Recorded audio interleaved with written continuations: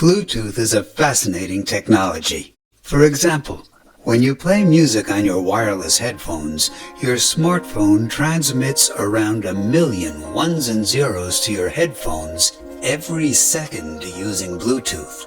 But how are 1,000,000 or so ones and zeros wirelessly transmitted every single second between your smartphone and your wireless earbuds? In order to answer this question, we're going to explore the engineering behind Bluetooth and the principles of wireless communication. Before we get into the details and specifics of Bluetooth, let's start with an analogy. When you see a traffic light change color, you recognize what that color change means. The traffic light uses a section of the electromagnetic spectrum, or light, to convey information. The green light has a wavelength of around 540 nanometers, yellow around 570 nanometers, and red around 700 nanometers. Your eyes can easily distinguish between these different wavelengths of light, and your brain interprets these different wavelengths and the information they convey. Your smartphone and wireless earbuds communicate using electromagnetic waves in a rather similar fashion, but utilizing a different section of the spectrum. Specifically, Bluetooth uses waves that are around 123 millimeters in wavelength. They are invisible to the human eye and can generally pass through obstructions like walls, rather like visible light passing through glass. When your smartphone sends a long string of binary ones and zeros to your earbuds, it communicates these ones and zeros by designating a wavelength of 121 millimeters as a 1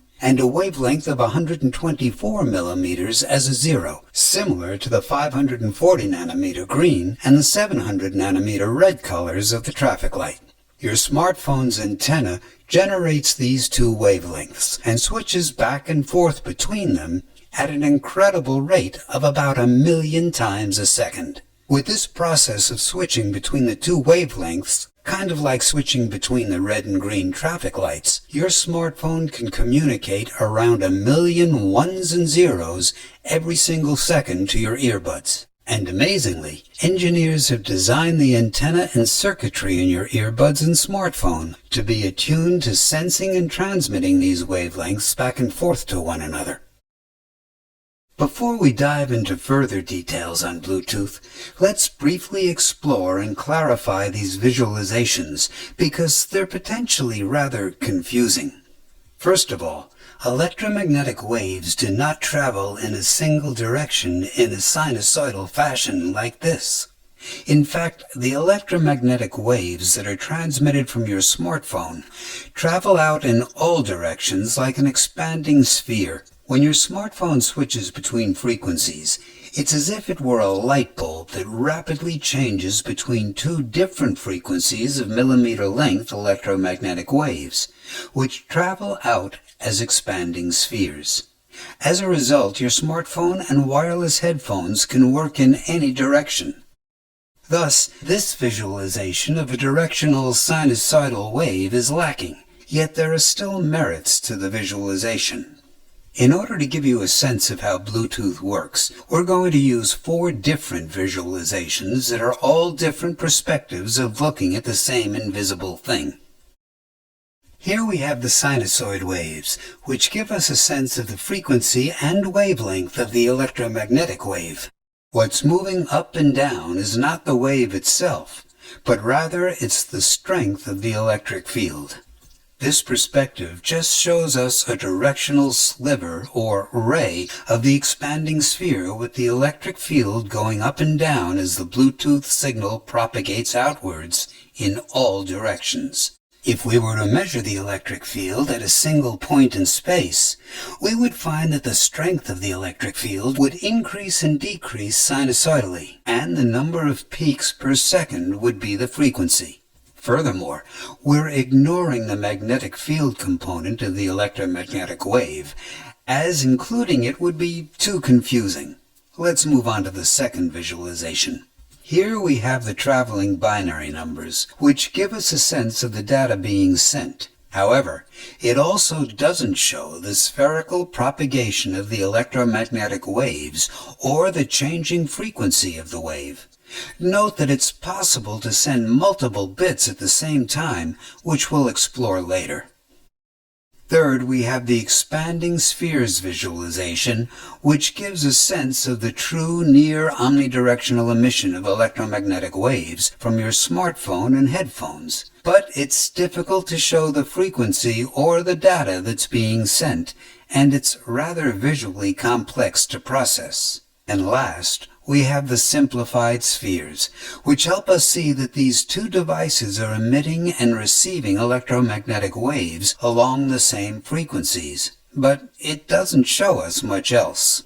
Different visualizations are useful in different scenarios, and with that covered, let's get back to the focus of this video. As mentioned, Bluetooth operates at around 123 millimeters of wavelength. But specifically, it operates between 120.7 millimeters and 124.9 millimeters of wavelength in the electromagnetic spectrum. Note that these frequencies are more commonly referred to as having a 2.4 to 2.4835 gigahertz frequency bandwidth, or range. Just as our eyes see within a range on the electromagnetic spectrum, Bluetooth antennas see or perceive within their own range of frequencies. Now, at any given time, there might be dozens of people using Bluetooth devices at the same time in the same room. To accommodate so many users, this section of the electromagnetic spectrum is broken up into 79 different sections or channels, with each channel having a specific wavelength for a 1 and another for a 0. And at any given moment, your smartphone and earbuds communicate across just one of these channels. For example, these are the frequencies for a 1 and a 0 in channel 38. Whereas these are the frequencies for channel 54. Now, this begs the question, if dozens of devices are using the same wavelengths and possibly the same channel, how do your earbuds receive long strings of binary bits or messages from your phone exclusively? Well, first, the messages are assembled into packets. In each packet, the first 72 bits are the access codes that synchronize your smartphone and earbuds to make sure that it's your specific earbuds that receive the message. These access codes are similar to the address words on a postal letter or package. The next 54 bits are the header which provides details to the information being sent, which in our analogy can be equated to the size of the letter or the box. And the last 500 bits are the actual information or payload, kind of like the contents of our postal letter or box, which in this case are the digital ones and zeros that make up the audio that you're listening to. If you're wondering how audio can be represented by ones and zeros, take a look at this episode on audio codecs. Okay, so now let's add more complexity to the mix. As mentioned, Bluetooth operates in a set of 79 different channels. However, when your smartphone and earbuds communicate, they don't stick to a single channel, but rather they hop around from channel to channel, kind of like channel surfing on your TV. In fact, this hopping between the 79 channels, which is called frequency hopping spread spectrum, happens 1,600 times a second. And after each hop, one packet of information composed of the address, header, and payload is sent between your smartphone and earbuds. Your smartphone dictates the sequences of channels it will hop to, and your earbuds follow along. Furthermore, if one of the 79 channels is noisy due to interference or is crowded with other users, then your smartphone adapts and doesn't use that channel until the noise clears. This channel hopping also prevents anyone from eavesdropping on the information that's being sent between the two devices, because only your smartphone and earbuds know the sequence of channels that they will communicate across. Interestingly, because the information is divided and sent using packets, if your earbuds don't receive one of the thousands of packets, it says it didn't receive that particular one, and your smartphone sends the packet again. It might seem crazy or mind-blowing that the circuitry in your phone can generate pulses of electromagnetic waves 1,000,000 times a second at very specific frequencies, and then have these pulses received and decoded by your earbuds. But hey, it happens. Just think about how your screen has millions of pixels, also emitting specific frequencies and strengths of the electromagnetic spectrum or light at around 30 to 60 or more times a second. Technology is fascinating. One quick side note. We would greatly appreciate it if you could take a second to like this video, subscribe to the channel, comment below, and share this video with others. A few seconds of your time can help us to create many more educational videos. Thank you. Okay, let's move on. One point of interest is that Bluetooth's frequency range of 2.4 GHz to 2.4835 GHz is shared by other industrial and medical devices. For example, your microwave is in this range and has a frequency of 2.45 GHz. In fact, when your microwave is on, it can cause your headphones to lose track of the ones and zeros being sent by your smartphone. Or, in other words, your headphones can lose signal. However, please don't think your Bluetooth headphones are dangerous because they emit a wavelength that's similar to your microwaves. That would be like comparing the light output from stadium floodlights to the light from your smartphone screen, and saying that because they both use the same colors of light, they'll both cause damage when stared at from a foot away. Also, remember we mentioned that the electromagnetic waves from Bluetooth can easily travel through obstacles such as the walls of your house? However, the walls of the microwave are designed to block waves of this frequency. You can test this by putting your smartphone in the microwave. The Bluetooth signal from your smartphone to your headphones will be blocked and the connection lost. However, make sure not to turn on your microwave with any electronic devices inside of it. I repeat, do not turn on your microwave, otherwise it will damage whatever electronics you put into it. In addition to microwave ovens, 2.4 GHz Wi-Fi networks also operate within this range of the electromagnetic spectrum.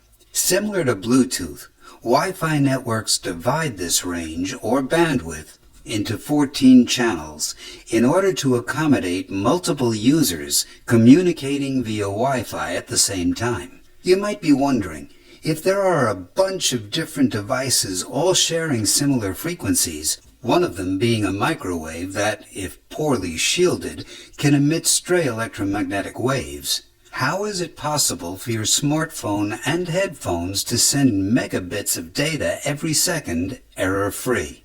Well, as mentioned earlier, your smartphone does this by frequency hopping and utilizing packets. In addition to that, Bluetooth also utilizes bits for detecting errors, and the circuitry in your smartphone filters out unwanted noise. For a non-technical understanding of this, let's go back to our traffic light analogy. When you're driving and you see a traffic light, it's not like that's the only thing you can see. Your eyes perceive a rather complex scene filled with tons of other objects. Your brain interprets this information-filled scene and picks out the information important to you, while ignoring all the objects that aren't. Similarly, your smartphone and wireless headphones have rather complicated circuitry inside a specialized Bluetooth microchip that's designed and tested by engineers, which filters out unwanted signals, checks for errors, coordinates the frequency hopping, and assembles the information into packets, thereby enabling reliable and secure communication. Let's move on to even more complicated details regarding Bluetooth. The scheme of sending a digital signal, or a binary set of ones and zeros, by transmitting different frequencies of electromagnetic waves, is called frequency shift keying. Frequency shifting means that we adjust the frequency, And keying means that a 1 is assigned to one frequency and a 0 to another, just like our traffic light colors. Note that the comparison to a traffic light, which emits one color and then another, is a little inaccurate, because your smartphone circuitry generates one frequency called a carrier wave. This circuitry shifts the carrier wave to a higher frequency when it wants to send a 1, or to a lower frequency when it wants to send a 0. This shifting of frequencies in order to send information is also called frequency modulation, and is closely related to FM radio. That being said, Bluetooth isn't limited to using just frequency shift keying, but rather it can also use other properties of electromagnetic waves to transmit information. A different method that has higher data transfer rates is called phase shift keying, which is significantly more complicated to explain, but we'll try. An electromagnetic wave's phase is a property that our eyes can't perceive, and it shouldn't be confused with the amplitude or the frequency or the wavelength. Let's use an analogy. Imagine you're at the beach and you see the waves hitting the shore at a rate of 1 wave a second. Over a minute, you would see 60 wave peaks reach and break on the shoreline. Changing the frequency would be changing how many wave peaks reach the shoreline every second, and changing the amplitude would be changing the height of the peaks and troughs of the waves. However, phase shifting would be seen as breaking up the waves' locations of the peaks and the troughs within a set of wavelengths. There are still 60 waves over an entire minute, meaning the frequency doesn't change, but as the phase shifts, it's as if the peaks and troughs shift forward or backward within a set of wavelengths. Bluetooth antennas and circuitry in your smartphone and wireless earbuds can be designed to emit and detect shifts in the phase of an electromagnetic wave, and binary values can be keyed or assigned to different levels of shifts in the phase of the wave. There are a few things to note with our examples and explanations. We've talked a lot about your smartphone sending information to your wireless earbuds. However, your earbuds also send data to your smartphone. For example, when you're on a phone call using your earbuds, the audio from the microphone in your wireless headphones is obviously sent back to your smartphone. In order for Bluetooth to accommodate this back-and-forth conversation, the smartphone and the headphones alternate transmitting and receiving data, while maintaining the frequency hopping schedule.